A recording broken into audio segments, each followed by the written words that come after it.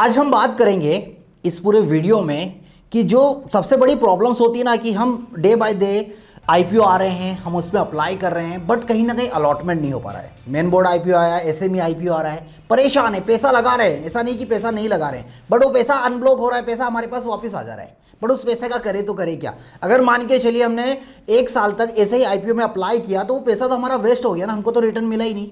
तो इसी सॉल्यूशन के लिए इस वीडियो में मैं बात करने वाला हूं और मैं गारंटी देता हूं कि इस वीडियो के एंड तक आपको सॉल्यूशन मिल जाएगा कि आप उस पैसे का कैसे यूज कर सकते हैं या उस आईपीओ में के रिटर्न्स का आप कैसे बेनिफिट उठा सकते हैं। चलिए तो बात की शुरुआत करते हैं और सबसे पहले मैं बताता हूं कि मैं बात कर रहा हूं अनलिस्टेड मार्केट के बारे में। अनलिस्टेड मार्केट मतलब कि जितनी भी कंपनी हैं, ये जितने भी ये आईपीओ आने वाले हैं वो एनएसई या बीएसई पर लिस्टेड नहीं है, बट उसके पहले भी आप उस वहाँ पर ट्रेडिंग करके पैसा बना सकते हैं। कैसे? जैसे अभी आने वाले टाइम पर एनएसई का आने वाला है, एनएसडीएल आने वाला है, ओयो का आईपीओ आने वाला है। ऐसे बहुत सारे आईपीओ हैं जिनमें आप पहले से ही शेयर्स खरीद कर रख सकते हैं। उसका प्रोसेस क्या है, क्या एडवांटेज है, क्या डिसएडवांटेज है, वो भी सारी बातें करेंगे हम। बट अगर उससे भी पहले इस यूट्यूब चैनल पर अगर आप नए हैं तो चैनल को सब्सक्राइब कर लीजिएगा और बेल आइकन को प्रेस करना बिल्कुल मत भूलिएगा। चलिए तो बात की शुरुआत करते हैं। अनलिस्टेड शेयर्स होते क्या है? ऐसे वो शेयर्स जो कि एनएसई या बीएसई या किसी एक्सचेंज पर रजिस्टर्ड नहीं है, ऐसे शेयर्स को आप पहले से खरीद कर रख सकते हैं। जब ये शेयर्स खरीदेंगे तो इन शेयर्स को हमको खरीदना कहाँ पर है, कैसे खरीदना है और क्या प्रोसेस होगा, वो सारी बातें मैं आपको बताने वाला हूं। जब ये शेयर्स को हम खरीदते हैं तो इन शेयर्स में हम पैसा कैसे लगा सकते हैं? क्या हमको डायरेक्टली कोई कैश में हम यहाँ पर ट्रांजैक्शन करना है, हमारे डीमेट अकाउंट से करना है, सेविंग अकाउंट से करना है, कैसे करना है? बहुत सारे ऐसे सवाल हमारे मन में चलते हैं। सबसे पहले हमको ये देखना है कि अनलिस्टेड शेयर जो है इनका प्रॉपर हमको नॉलेज होना चाहिए। मतलब कि एनएसई का आईपीओ आने वाला है, ये चीज़ हमको पता है, बट कब आने वाला है, कैसे आने वाला है, एनएसई करती क्या है, XYZ कंपनी। चलिए एनएसई के बारे में तो सभी को पता होगा क्योंकि आप ट्रेडिंग करते हैं। ओयो के बारे में भी पता होगा कि ओयो का आईपीओ आने वाला है। तो इसका बिजनेस मॉड्यूल क्या है, इसके कॉम्पिटिटर क्या है, इसमें कहाँ से पैसा बन रहा है, इसके प्रॉफिट कैसे इंक्रीज होंगे, कैसे डिक्रीज हो रहे हैं, ये सारी चीज़ें आपको पता होनी चाहिए। आने वाले टाइम पर क्या ओयो ग्रोथ कर पाएगा, नहीं कर पाएगा? अभी काम कर रहा है ओयो, अच्छा बिजनेस रेवेन्यू जनरेट भी कर रहा है, बट अगर क्या ये सिस्टम में आने के बाद, रेगुलेशन में आने के बाद कहीं ऐसा तो नहीं कि इसका क्या बोलते हैं, प्राइस गिर जाएंगे? ये सारी बातों का नॉलेज हमको होना बेहद जरूरी है। ये कैसे पता चलेगा, ये वीडियो के एंड तक आप बने रहिए, मैं हर एक चीज आपको डिटेल बाय स्टेप बताने वाला हूँ। सेकेंड हमको होता है कि इन आईपीओ को खरीदने के लिए हमको क्या करना पड़ेगा? हमको एक ब्रोकर फाइंड करना पड़ेगा। अब ब्रोकर कौन कौन से हो सकते हैं? कोई रजिस्टर्ड ब्रोकर भी हो सकता है, कौन अनरजिस्टर्ड ब्रोकर भी होते हैं, और बहुत सारे ऐसे प्राइवेट प्लेटफॉर्म है जिनके थ्रू आप यहाँ पर पैसा लगा सकते हैं। अब बहुत सारे अगर आप गूगल पर देखेंगे, पहले तो जनरली क्या होता है कि इन शेयर्स के आप डीलर के थ्रू आपको शेयर्स खरीदने होते हैं। अब डीलर के थ्रू शेयर्स खरीदेंगे तो रिस्क भी है क्योंकि वहाँ पर हमारे पास प्राइस क्लियर नहीं है, मतलब कि ट्रांसपेरेंसी नहीं है कि हाँ ये आईपीओ की एक्चुअल में जो वैल्यूएशन, अगर कोई आईपीओ की वैल्यूएशन मान के चलिए 100 रुपये, तो एक्चुअल में वो 100 रुपये की उसकी वैल्यूएशन है या नहीं है, क्या इसकी डिमांड मार्केट में कितनी डिमांड है, कितनी डिमांड नहीं है, क्या आपको ये इसका प्राइस बढ़ने के बाद एक्चुअल में फिर वहाँ पर खरीदार मिलेगा नहीं मिलेगा, ये सारी चीज़ें क्लियरिटी होना बेहद ज़रूरी है। तो पहली चीज़, हम किसी रजिस्टर्ड ब्रोकर के थ्रू भी यहाँ पर ट्रेड इन शेयर्स को खरीद सकते हैं, किसी प्राइवेट प्लेटफॉर्म पर भी जाकर हम ये शेयर्स में कर सकते हैं, या किसी डीलर के थ्रू भी आप यहाँ पर पैसा लगा सकते हैं। बट ध्यान रखिएगा ये एक हाईली रिस्की इन्वेस्टमेंट आपका होने वाला है, इस बात का बेहद ध्यान रख लीजिएगा। थर्ड नंबर पर आता है प्राइस नेगोशिएबल। अब मान के चलिए कोई शेयर्स है, उस शेयर्स का प्राइस हम कैसे डिसाइड करेंगे? अगर मान के चलिए मैंने 100 रुपये से खरीद लिया, प्राइस बढ़ के चला गया 150 या 200 रुपये, जब मैं उसको सेल करने जा रहा हूँ वहाँ पर प्रॉपर मुझे बायर नहीं मिलेगा।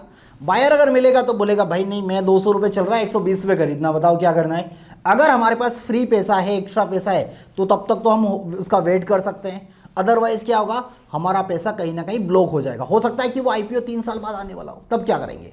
तब वो प्रॉब्लम क्रिएट होगी। बट अगर आईपीओ आने वाला है, लिस्टेड होने वाला है, तो फिर आप सेकेंडरी मार्केट में वो शेयर को इजीली बेच सकते हैं क्योंकि वहाँ पर बायर और सेलर्स की प्रॉब्लम जनरली देखने को नहीं मिलती। हाँ, अगर वही एसएमई में अगर गया है तो बहुत बड़ी प्रॉब्लम्स आ सकती हैं। चलिए अब इसके एडवांटेज और डिसएडवांटेज के बारे में थोड़ा सा हम समझते हैं। मतलब आपको पहली चीज़ तो क्या होगा, इन आईपीओ में पैसा कैसे लगाना है कि उस शेयर्स के बारे में, उस कंपनी के बारे में, उस आईपीओ के बारे में प्रॉपर नॉलेज होना चाहिए।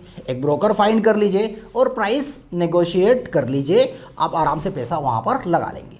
अब इसके एडवांटेज और डिसएडवांटेज को एक बार समझ लेते हैं। तो एडवांटेज की बात अगर हम करें तो ये एक हाई रिटर्न वाला मार्केट होगा। मतलब कि अगर मान के चलिए आईपीओ अगर आप देख रहे हैं, अभी मार्केट आईपीओ का अलग ही क्रेज है, 100% 200% के रिटर्न आईपीओ दे रहे हैं, बट हमारे पास जो इसकी प्राइस बैंड है उससे भी नीचे कहीं प्राइस पर हम उस शेयर्स को खरीद सकते हैं। तो यहाँ पर एक हाई रिटर्न के चांसेस हमारे पास बन जाएंगे।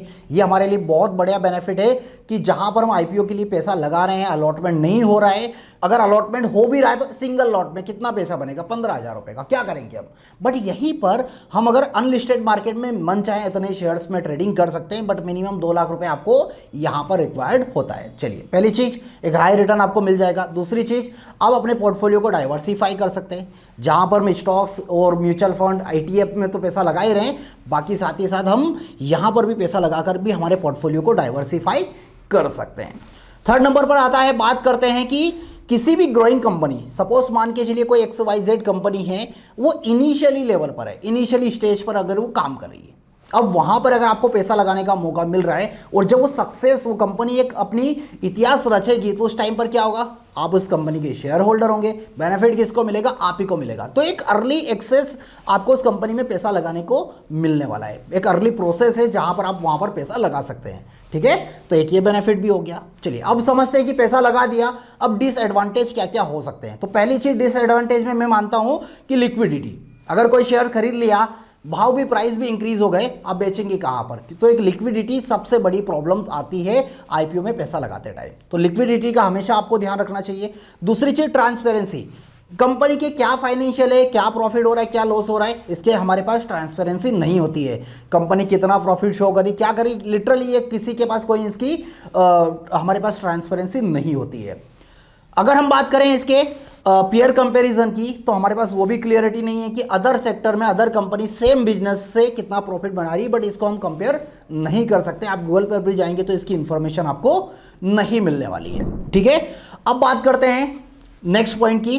तो यहां पर कोई रेगुलेशन नहीं है। सपोज अगर मान के चलिए किसी डीलर के थ्रू आपने आईपीओ के शेयर्स खरीद लिए, अब कल से वो बंदा पलट गया, नहीं खरीद रहा है, गलत वैल्यूएशन दे दी, तो यहाँ कोई रेगुलेशन नहीं है। क्यों?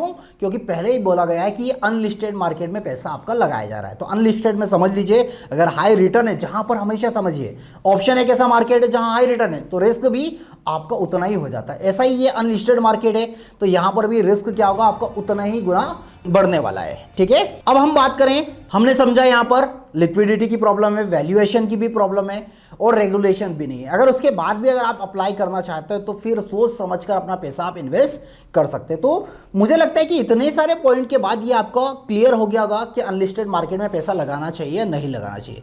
तो मेरा ये मानना है, मैं पर्सनली अगर मैं सजेस्ट करूं, अगर आपके पास एक्स्ट्रा पैसा है, मार्केट से अगर आपने पैसा बनाया है और जो अपकमिंग आईपीओ आ सकते हैं, जो कि रिसेंटली 2-4-6 महीने में आ सकते हैं, उन्हीं आईपीओ में जाइए और देखिए कि जो भी प्लेटफॉर्म के थ्रू आप पैसा लगा रहे हैं वो प्लेटफॉर्म मार्केट में कितने टाइम से। ऐसा है कि बहुत सारे ऐसे भी प्लेटफॉर्म है जो कि कहीं ना कहीं मार्केट में कुछ लोगों को ट्रेड कराते हैं, पूरा का पूरा इन्वेस्टमेंट भी लेकर चले जाते हैं। इस बात का भी आपको बेहद ध्यान रखना है और उसके लिए आप कहीं पर कंप्लेंट्स भी नहीं कर सकते हैं।